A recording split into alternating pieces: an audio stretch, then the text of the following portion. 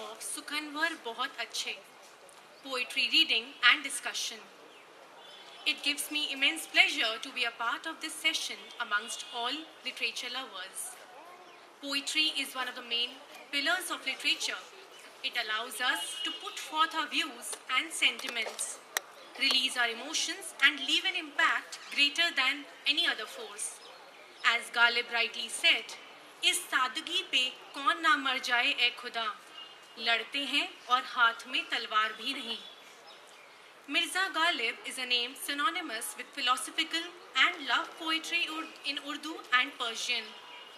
He is considered one of the most popular and influential poets of the Mughal era. His deep thoughts about life and love left a deep imprint on hearts and minds of the listeners. He is one of the most revered and celebrated poets of the present generation. Our love for this legendary soul has brought us all here today to celebrate his 220th birth anniversary. In the honor of Mirza Ghalib, I would like to read a beautiful piece written by him.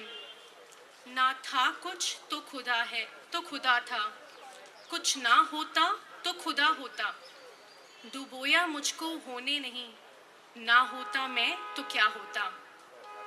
Following the words of Ghalib Sahab, हैं और भी दुनिया में सुखनवर बहुत अच्छे, meaning there are other very good poets in this world, I would now take the opportunity to introduce to you the young writers of the poetry and prose. Azad Sharma, Dhrupad, Ishan Khandpur, Sumiran Kashyap, who will read their work to us today, while Jairaj Singh will moderate the session to explore the use of digital platforms as a medium to express themselves and share their poetry with a larger audience. Azad Sharma is a 25-year-old poet living in South London. He is affiliated with Brighton underground poetry scene. Furthermore, during his time as a student at Sussex, Azad co-founded the Sussex Guild of Poetry, which organized student poetry events and circulated a number of free poetry pamphlets on both Sussex and Brighton University campuses. In 2017, Azad's first collection of poetry entitled Against the Frame. We have Sumiran Kashyap, who is a financial services recruitment consultant turned freelance writer. She divides her professional time between commissioned pieces of writing on subjects in the premium to luxury segment. Primarily, the overlap between beauty and wellness as well as fashion and culture. Dhrupad, his visiting card says advocate. Other times, he is an untrained artist training himself with acrylics and blank canvases, or a poet trying to articulate the world within to the world without. Ishan Khandpur, with all the noise around us, poetry is his earphone. For him, it's always been about the stories, be it be through writing, reading, or just listening. An advertising sleuth, even work is all about the stories.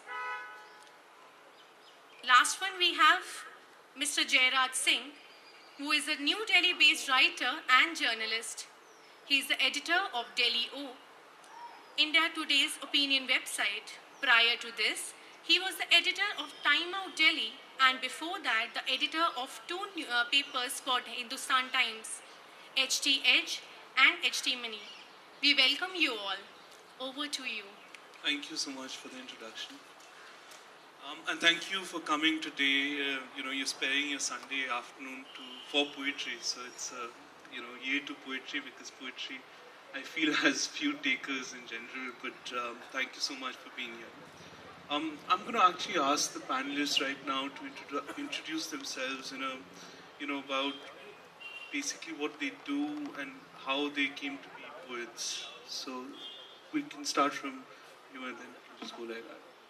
Thank you. So for me, poetry sort of came a little naturally. I work in advertising, but I don't get to enjoy so much of the creative.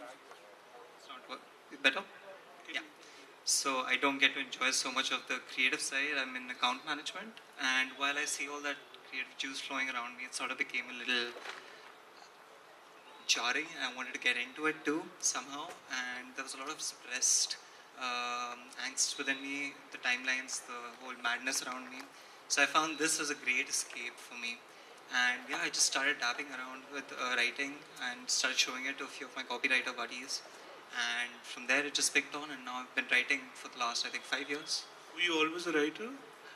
No, actually, I was far from it. I was not really good at this language. I was not really great at English earlier on. It's just something that came to me when I was in college, and I used to just get bored. I used to pick up a book after book after book. I'm like, hey, maybe even I can attempt something. The first 2-3 times I attempted something, I tore it to pieces. I'm like, never again. But yeah, eventually it sort of picked up. And what kind of poetry? What kind of style? There's generally no style. It's about what I feel at that particular moment. Most of my poetry is written within a span of 5 to 10 minutes, with a review maybe 2 or 3 days later. I forget about it after that. And if it's anger, it's got to be angry. If it's dark, it's got to be dark. If it's humor, it's got to be humorous. So it's just with the flow. What about you? So I came into poetry kind of through music, actually. I was a musician when I was about 17. I played in a band. Didn't work out. I think I was a bit better with words than I was with music. So, and then I went to study English literature for my undergrad at Sussex. And Sussex is quite an interesting campus uni in the grand scheme of kind of great British poetry. So I had a lot of visiting lecturers from Cambridge, such as J.H. Prynne, and he's like kind of godfather of late modernist poetics in the UK. And Keston Sutherland was there, Joe Luna, Sarah Klangle.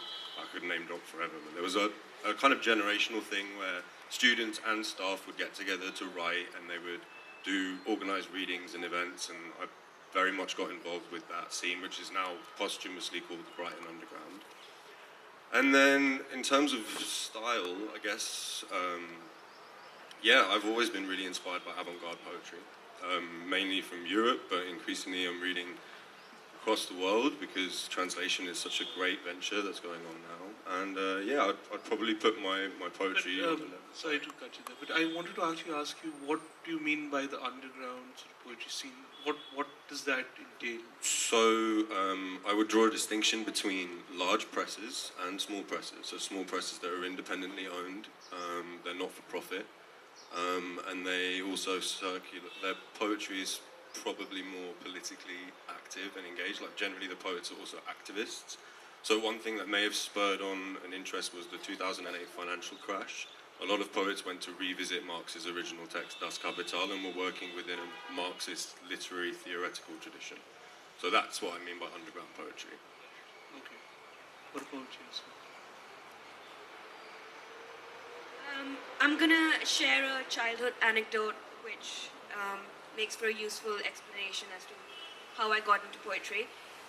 When I was around 5 or 6 years old, my mom found me on the terrace of our house with my favorite doll, which I named Olivia. And she found me cradling that doll in my lap, talking to an imaginary figure standing next to me. And my mom decided to play along and asked me who that was. And I said that is Eric Richardson, and he's my daughter Olivia's father. So, as I said, my mom was playing along, and she said, "Where's he now?" I said, "He's a descendant of Count Dracula, and he's fighting for his rightful place on the throne, so he's not here, and we're waiting for him." So, I have no idea where I got that story from, and I think I frightened my mom quite a bit with stories like these. But I think you lose the fertility of imagination when you try to explain where it comes from. As I grew older, that sort of blended with this capacity to talk the hind leg off a donkey. And I realized that there's one thing I can do when I'm tired of talking myself, which is to write. So a lot of people used to tell me, "You talk so much, why don't you write it all down?" And I think that mix of being tired of talking and having something of an imagination sowed the seeds of poetry. So I still have both those qualities, so poetry becomes a way of being rather than a skill to cultivate or irrigate. So do you use your poetry to write about stories that you kind of imagined, or how does it turn out to be? If I have to be very honest, all of my poetry is me talking at myself. And when you write it down, it gives you something of a picture, what it looks like. And when you start editing it, maybe a certain degree of refinement comes into it, and then people say, wow, that's a piece of poetry right there. So it's very cathartic to me. There's no vested interest in it. I think poetry is more about the rawness and the honesty of it rather than, over obsessing about the content or the purpose. I think poetry is a place where the story actually writes itself if you're honest enough. So it's something to have fun with. What about you, Dhrupad? I think I came across poetry first time at my house. My father was an avid poet. He did his thesis on war poetry, so I grew up reading a lot of Sasson, a lot of Wilfred Owen. It was very moving. And as I think as I grew up, in school, me and Jerry, we started writing poetry together. So I think it should be known that Dhrupad and I were in school together. Yeah. Started writing poetry together. I don't know what Jerry's motives were, but I was definitely writing to woo women at that point of time. And I realized that, there's this entire art form of poetry where you express your thoughts. It's not very lengthy. You can be super articulate, you can be super precise, and people seem to like it. Across the wall, Mio girls, they were very happy about it. So I said, let's run with it. And as time passed, I've been pretty much writing ever since. I have not really showed. I used to secretly publish my poems on, these digital websites, Tumblr and Blogspot back in the day, so as to retain it. So it's like, fortunately, that's the reason I still have it, because many computers have come and gone. But poetry has been something that has just stayed with me ever since, simply because I guess there's no way to do without it. So, I think that I get a sense is that we write poems to sometimes engage with the suppressed self or to woo women.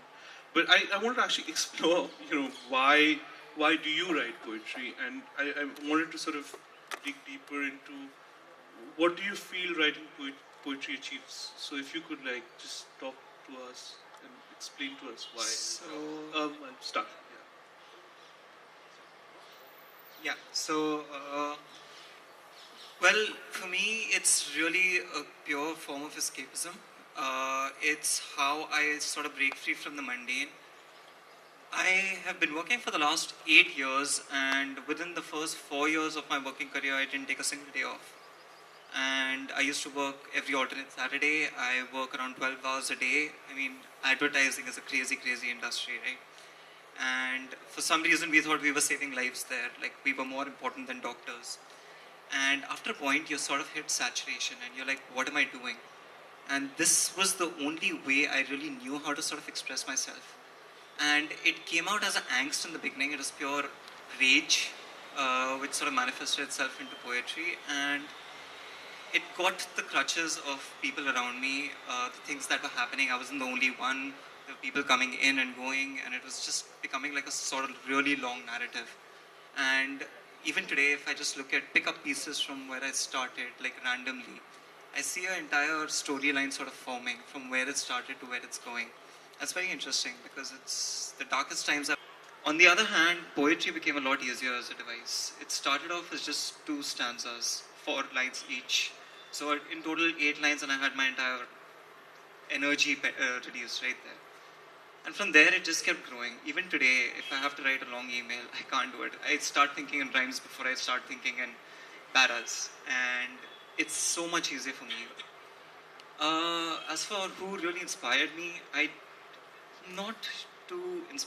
not like I really follow anyone in particular. I read around whatever I get, and truthfully speaking, it's more of the amateur poets who I see stumble upon, who I see online, that I find a lot more interesting. There are so many really great pieces out there with just anonymous written. And that's sort of where you tend to get more motivated from. Of course, there are the likes of Lewis Carroll and Sylvia Plath and a lot you've all read. But it's more about that whole unknown sect that exists online, which really, really is interesting. That's something I tend to do more. So, in terms of who have I been inspired by? Again, it's quite an all-encompassing question, but I mean, in my early days, it was people like Walt Whitman who gave me faith in. Walt Whitman was like, he was kind of interesting because his style comes from that kind of Christian, what's the word, like pastor style, but he was a very democratic poet, and he was very politically engaged in his time, and he believed in humanity. He believed in core elements of what makes a human being good, and seeing the good in everybody, and inspiring that too. So, first Whitman, John Donne, because, I mean, like Dhrupad said, wooing women for a male poet is sometimes, not all the time, but sometimes, one of the things. And what I liked about John Donne was, in his early days, it was kind of like just around post-Shakespeare time, he was playing with language, and there was a game and a strategy. Well, metaphysics. Yeah, metaphysical poets were really, really quite a big inspiration in my early days. And in my early days, I used a lot of rhyme and meter, and I was very kind of caught up in the game of that. So you were applying what you had studied? Yeah, kind of. And I was inspired this by... sounds very like 18th century, And that was kind of at high school. And then I got to Sussex, and everything kind of turned on its head.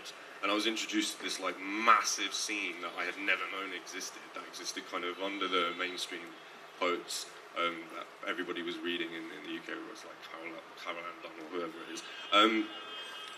And their style, it didn't use rhyme. And it was really energetic, quick, political, obscure, really bound up in philosophy, theory, and that also kind of gave me like a new level to the game. So this is also unpublished, raw... No, these are all published. Published. So J.H. Prince got his whole oeuvre from the 60s until now, published by Blood Axe Press. Annie Tharman have done Keston Sutherland's collected works, Bark Press, who I'm really grateful to be part of, have a huge history of engaging with the Iraq conflict through poetry, and that's kind of what they publish on. So it was all of it, like just kind of knowing where to go and finding the space for yourself, because it's quite easy to, pick up stuff that you're given in a curriculum. But when you actually go out there and you find out some small presses, there's a lot of really interesting things out there. So, and that's everywhere in the world, people write poetry. So you just got to find a little bit of your scene, get involved, go to an event. I'm a big fan of reading poetry out loud, because it gives a kind of different element and more of a community, which I think we really need now, in poetry. So yeah, that's where my start. I think I don't know how to phrase it without it being misconstrued. I don't read poetry for inspiration as much as I read it to get a glimpse into a time I'm not likely to ever see. A small flower that's going to be growing through these crevices is as much a scope of has as much scope for inspiration as an entire garden like that's blooming at the back.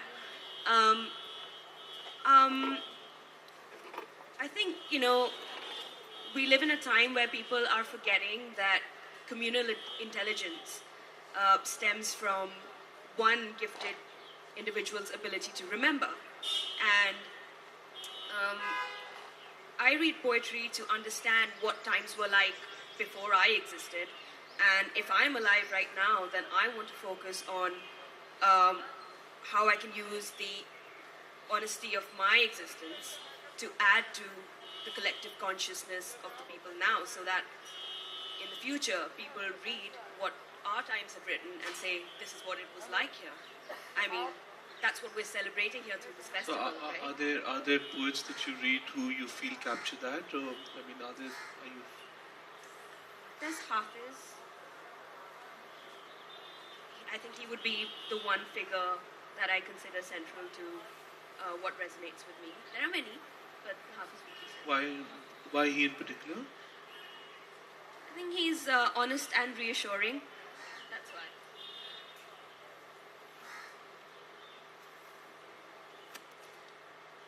I think the poet that made me want to write poetry was Wilfred Owen. He had this poem called Strange Meeting, and it's a poem about a German... Wilfred Owen was a World War I poet who died, I think, in the war, and he died very young, 24, 25 if I remember correctly. And this particular poem that he wrote was an experience we assume that he had, where he was completely shell-shocked and he was walking through a trench. He didn't know whether the trench was German or British. And while walking through it, he met an enemy soldier. And the interaction that the enemy soldier and he had in this hellish trench. And it was a very grotesque and violent poem, which was accurately representing the war that as he saw it. So what really struck me was the articulation of an experience. And from there, I went on to sort of try and see whether I could copy him, imitate him, see what styles he uses, dissect him, deconstruct him. And I did that similarly with many other poets. William Blake, definitely, in school. Then rock poetry played a huge part. I think Leonard Cohen is a poet par excellence. And I think when I think back to my school days, I remember, like, you write your poetry and you're not sure whether it's good or it's bad. You don't know who else is writing poetry, and you have a friend who's writing poetry right, across the house. And then you read his poetry and he's got like some very articulate words going, and you feel very silly. And you go back and you write your poetry again, and with time you keep experiencing and writing. The whole time, I guess, with time, what you learn is that ultimately the quest is to find your own voice. So that is where I see myself today. There's a lot. I have stopped reading poets to, I would say, imitate them in a great way. And I have moved on to being able to understand poets as poetry as a style of articulation that I can replicate, understand, express. Right. I'm going to ask you now, guys, to read something of your own. So. Sure, thanks. So I'm going to read this one piece which I wrote again in a slightly earlier days. This was not exactly a poem, but not exactly a story. It was somewhere in between, and it was slightly one of those questioning and more angry times. I've called it Life. The propensity of life's indigence leaves you to ravish in its small prosperities, leading you to the question, where does it all stop? Is our entire life a battle between the two with an improbable, nay, an impossible outcome of one beating the other? I suppose the best one can do is to cash out when the cards are hot. But doesn't it all seem so futile? Essentially, what have we done different from the 7.3 billion other parasites, all clawing their way to something unknown? What are we fighting, crying, and dying for? Do we even know? Why do we even bother smiling when we know the next minute we are going to bawl? Isn't the nefarious elation in depression just an elongated version of a manic depressor? So why is one considered a taboo and a disease, while the other called life?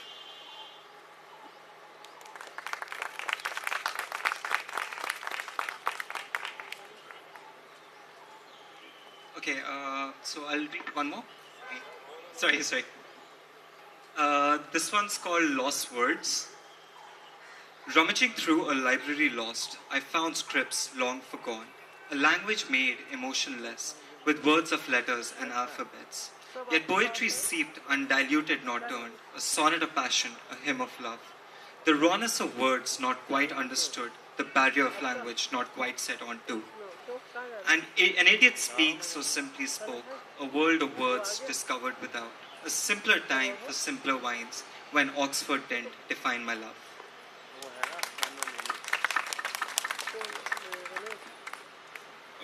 So we're doing a second reading. Okay, cool. So this first reading is about. So this whole book is about the conflicts in Syria, Iraq, and Afghanistan, and consequences of that conflict, such as the migrant crisis, or also Islamophobia in an increasingly post-Brexit, post-Trump, post a lot of horrible things world. So this first reading I'm going to do is about the military conflict and leading into the migrant crisis. The typhoons and tornadoes will drop their bombs within hours of democracy. This interested party is reaping and sowing politics in bazaars where pressed black cumin rains gold on tyrants and intelligence.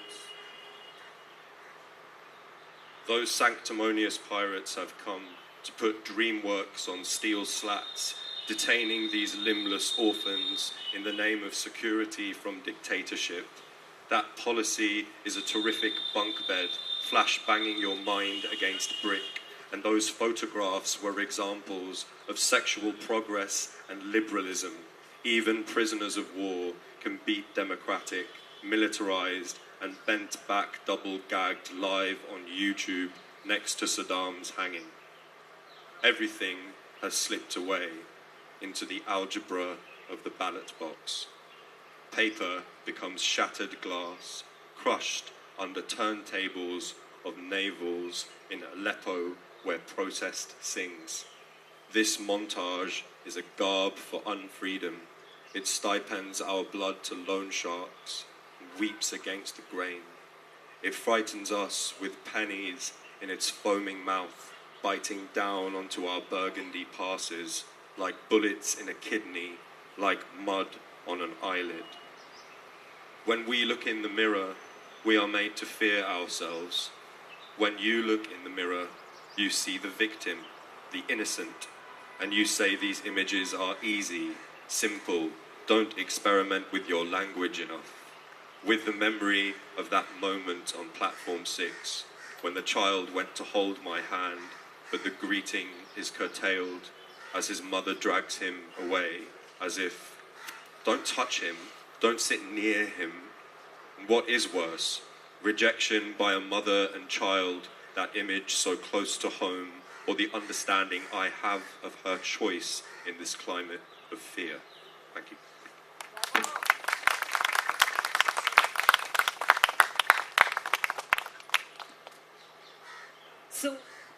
So I wish I had some level of proficiency in Urdu, but I don't.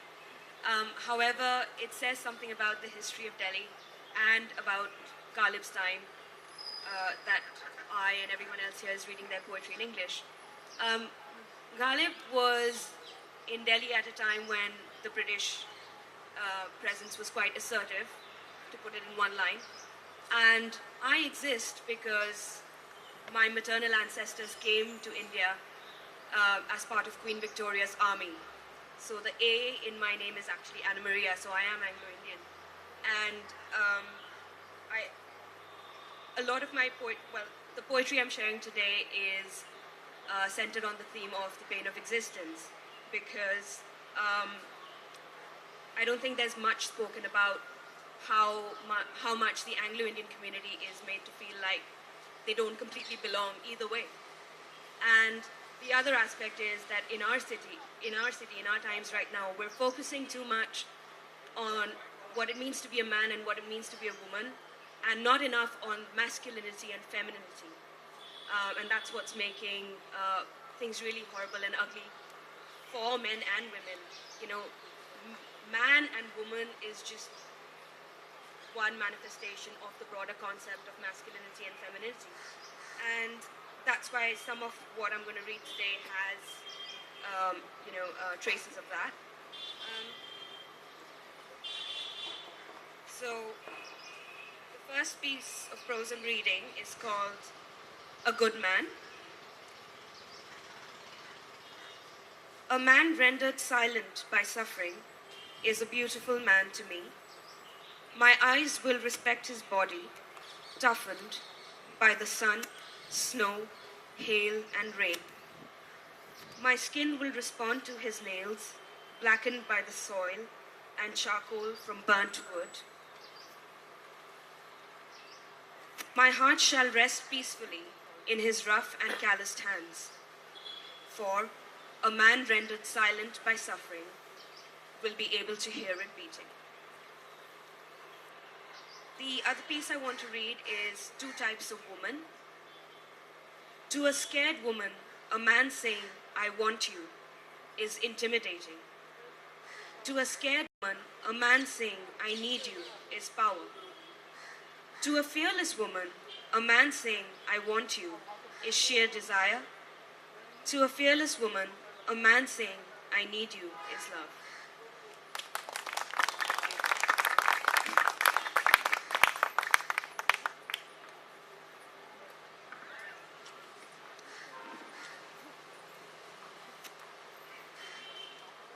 I'm reading two pieces. The first one is called Chokehold, and the other one is called Immobile in a Mobile. They're about the city. Who are you without your breath? I ask myself. A dry city in a dead heat? Maybe. I look for clues in this fishbowl fast running out of water. And what I find is a gap. A gap in your phone. A gap that exposes your phone. A gap that exposes your soul. Your soul scattered and naked, photographed in pixeling, waiting to dry. And dry it will, because that is our will. Our will that we have etched across the city. Our will painted on every wall, on every street. The same streets that run like veins, birthing us day in and day out. Our streets without complaint. Our streets without breath.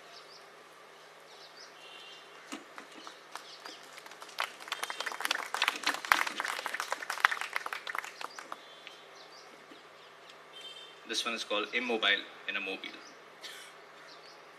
I spy from my car a sight not too far. I spy from my car a sight not too far. War games in a lover's park. A small crowd gathers around, all watching, but not a sound. I move on to a kind khaki, uniformed with a smile. A smile he hides behind a cheap black mask, ushering angry honkers, driven completely bonkers by a strange city. A city painted grey in pigeons and concrete. So here I am, sitting in a car, following some cows trying to drive a car, drowning myself in music. I am immobile in a mobile, wondering to myself if I have finally given up on the you and the we. If I have finally given up on this kingdom of polity. On days like this, when I listen really close, I often hear myself repeat, empty yourself to fill your soul. Empty yourself to fill your soul.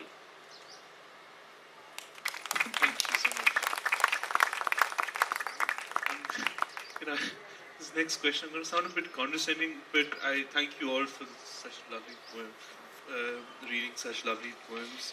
But I wanted to ask, I feel that, having at one time, finding expression in poetry, which helped me personally as a writer, I thought that, I find that there are, more poets than takers for poetry, that, there are more people who are passionate, but then they're just writing their own things, and there are fewer people who are just taking in poetry and consuming it every day and day. And so I wanted to ask you, now that we've established that you guys are wonderful poets, how do you promote poetry and make it more widely accepted? What is that contribution do you feel that, you can make? Yeah.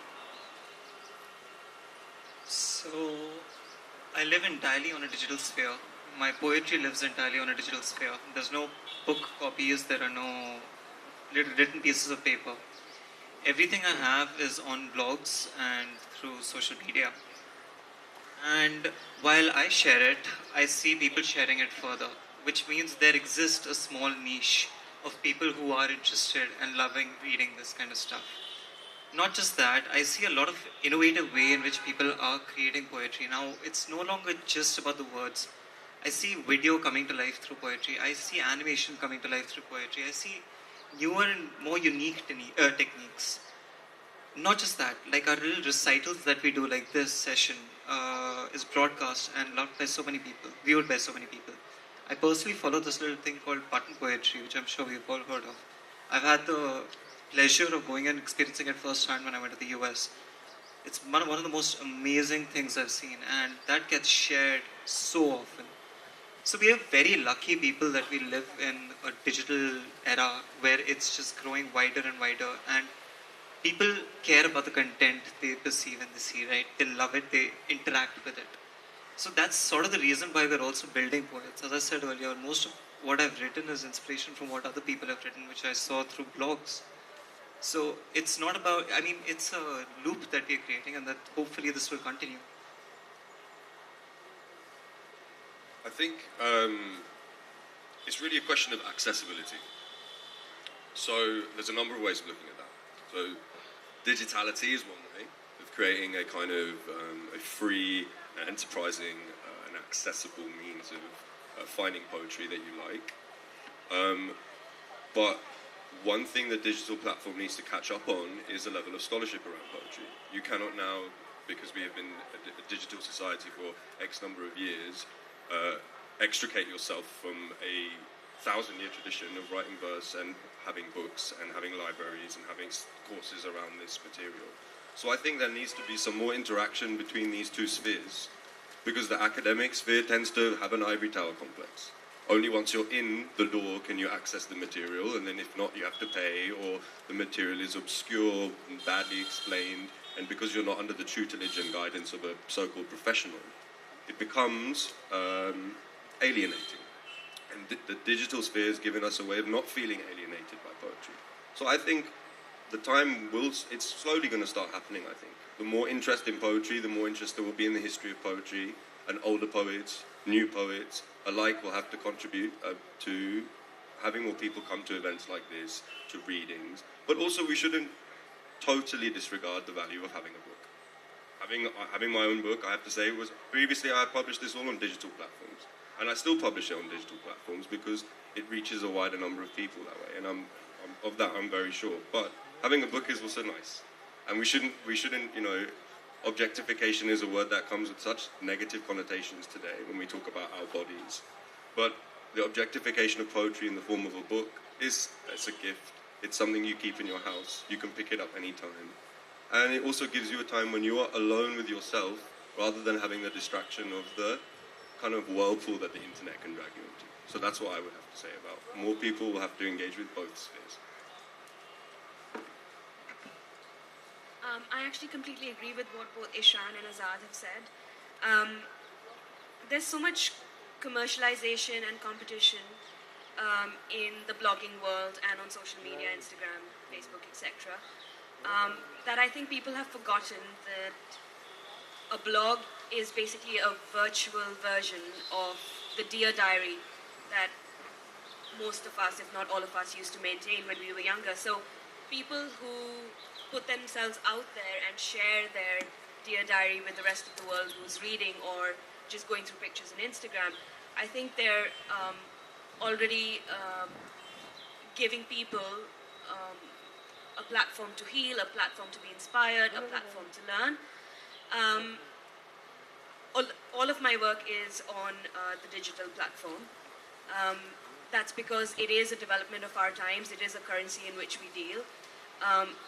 There are a lot of people who connect with written content on digital media when there's an attractive visual attached to it. But I think there are a greater number of people who will read what's written just for the sake of what's written, and there doesn't have to be an attractive photograph attached. So I think there'll be a certain number of likes for a piece of prose that's written with a beautiful picture of a Goan sunset. But I think the number of likes that a post gets where the background is black or white and then it's just the text, which shows you that people, even though people are on Instagram or Facebook, but they're operating from a very melancholic, private space. It's like they're in a mental cubicle and they get to see. There's a voyeurism to it. And the fact that they pay attention to what's being put on Instagram or Facebook and they engage with it says that all manifestations are relevant. But yes, I do agree with Azad. We should not disregard books as we've known them. It is part of our collective consciousness, as I said earlier, and I think books should not become what landline telephones have become, you know. I think our kids should know what it means to open up. Our kids should know what the smell of an old book and a new book is.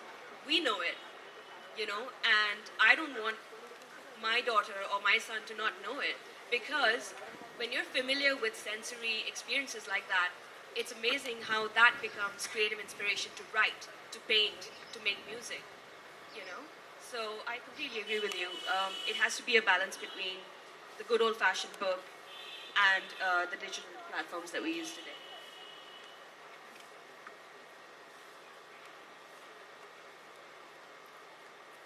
I think poetry can only exist in two forums, the tangible and the intangible, the digital being the intangible. And I think the digital platform as a whole is set to be overhauled very soon. I'm very optimistic about it. I think currently the entire problem with content creators is the fact that they cannot monetize their content in a way that it is meaningful for them. So the entire concept of a starving artist is just perfect, but if there is no basic income for the artist, then the art will always suffer. But then they have to pander, they have to do all kinds of things. So today there is a very definite problem with poetry in the sense that it is not properly monetized. A poet may not earn enough. They will always have to be a lawyer or have a moonlight or something else to just make ends meet, and that definitely takes away from what poetry is and can be. Another thing is that poetry is a very meditative process. It's a process where through the minimal of words you are trying to extricate the maximum. You're trying to imbibe an experience of something. And that, to me, it has always been a tangible experience where I have to physically hold something so that the entire world is out and I know that my WhatsApp is not going to go ping. And but that being said, I believe that I think the digital media has definitely revolutionized the way that poetry is read, received, consumed, written. People are writing on phones. Eminem used to write on a napkin and a bus. So it's the same thing but in a different way. And for me personally, like till the time I write a poem with my own hand on a piece of paper, it is not complete. I can write it on a typewriter thousands of times, or a computer, sorry, not a typewriter, thousands of times, but till I write it with my own one hand. Less said the better. I think I'll leave it there. So, but these are actually very interesting times because, we are in the age of Rupi Kaur, who has this Instagram poet who has millions of followers and has now published 2 books, I think, and she's no longer the starving artist. She was, in fact, recently in Jaipur. I do realize that we have very little time left, and I had promised you another round of reading. So I would like you to read the second part, and then we can open it up to the audience. Thank you. So the next one I'm going to read is basically about the fears that used to be and the fears that have become. It's called The Monster Under My Bed. I miss the monster under my bed, my confidant, my best friend. I miss the loud tapping on the floor, the banging doors in an empty home. I miss the peaceful sleep in the haunted home where curtains moved without the help of the wind. I miss the fear of senseless things, the haunting beats that made me sing. I miss the irrational fears and frights, the ghosts and sheets that I seek to find. For now my fears don't go away with the cover of the sheets. The beasts are real and hauntingly so. They dare to even call you on the phone. They live on mails and in machines, manifesting into unrealistic realities. In times and deadlines and charts of sorts, the monsters sometimes take human forms. They sympathize and empathize and sometimes even shed a tear. They tell you how to live your life and kill you with every word. I miss the monster under my bed, my confidant, my best friend. Just one more. This one's called Sandman. It's about the love that sort of never comes or appears. This is slightly old writing when it used to be more about the love that never appears. Sorry. I think that we're running Sure. out of time, so Yeah. sorry about No this. worries. But we'll just be very brief because otherwise everyone won't be able to read. Sure, okay. Briefly, I have to say this because about this book and about what the reading of the poems I'm about to read. You know, I grew up with a Muslim mum and a Hindu dad, and there is something to be said for secular poetry and secular ideas, especially today when we're watching the brutalization of Hinduism by Hindutva and the brutalization of Islam by fundamentalists in many regions of the world. So this reading I'm about to give, it begins with the kind of decimation of the Shabbos calendar shrine, and you know, this was my way of writing back to terrorists who literally have nothing to do with the culture and the faith that my mother is from, as far as I'm concerned. I resurfaced from the watercloth, my soul is with Lal Shabazz. Looking at the turn of the tourniquet, my neck exposed in the grey water, halved over borders, quartered in quarantine, my black gaping eyes of mourning. The watercloth took me into a new neurology. I felt compressed and bathypelagic like an uncontrolled urban spread, forced into a point, lugging this burden of staying still with all the ways of knowing. This, my era of discount at the gunpoint or the checkpoint. I am the snot dripping from that child's nose, the tears that child can't feel down its face. I washed up as human contraband, greeted by hazmats on the sandbanks, left under tarpaulin at the mercy of your disinfectant sprays and orderly truncheons. I wore my hair proudly as a seashell necklace, swimming in endless, colourful coral. I swam across shores to find the pearl that will liberate me from this Ghussl's penance. Thank you.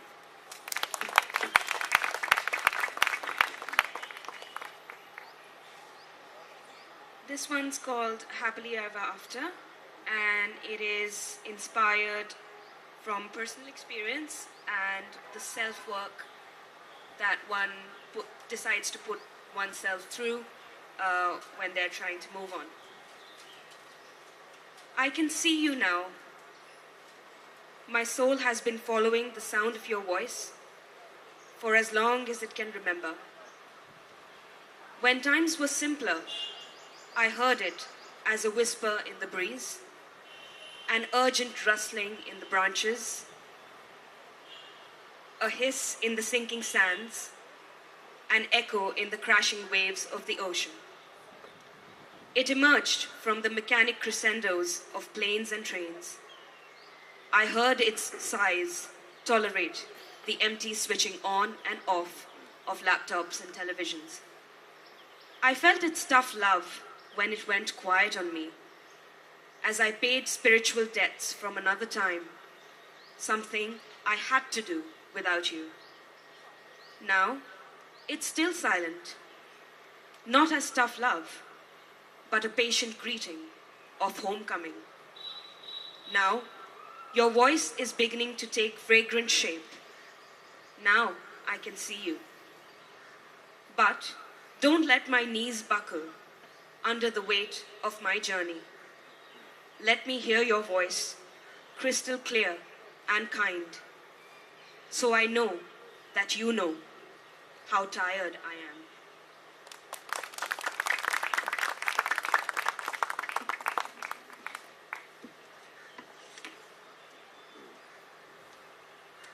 The last poem is called The Good of Action is Timing.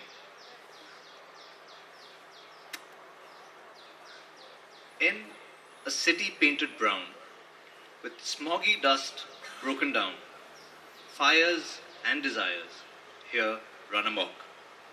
Breathe in, breathe out. They tell you to live right. They tell you to not shout.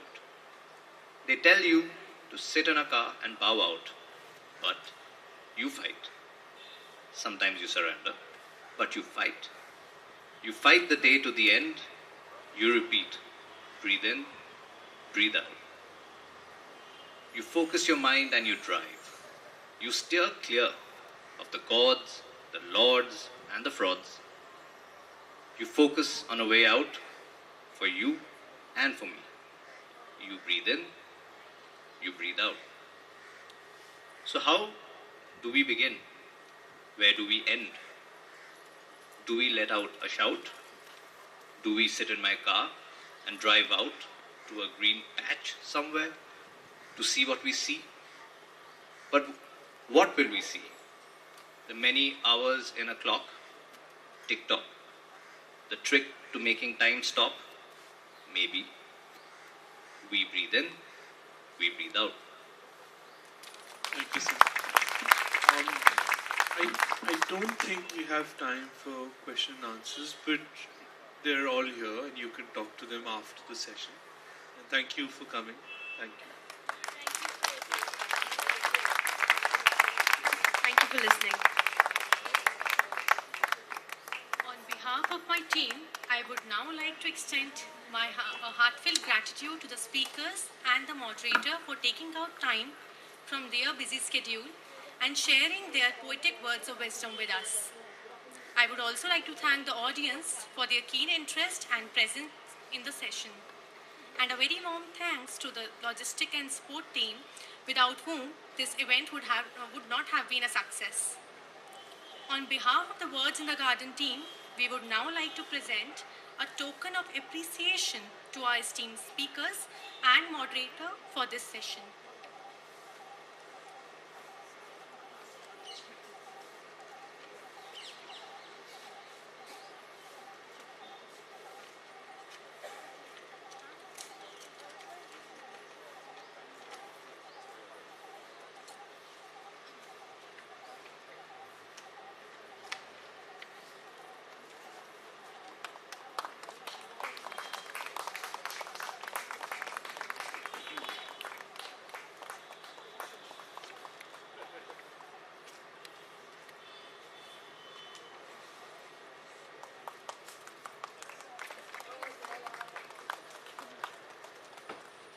Thank you. The next session in Gandhi King Plaza is Sukhan Gustaranabad. It's a discussion on publishing by Vishali Mathur. And at the same time, there's a session, Mehfil-e Shairi by Murad Ali in Deshmukh Auditorium. Thank you.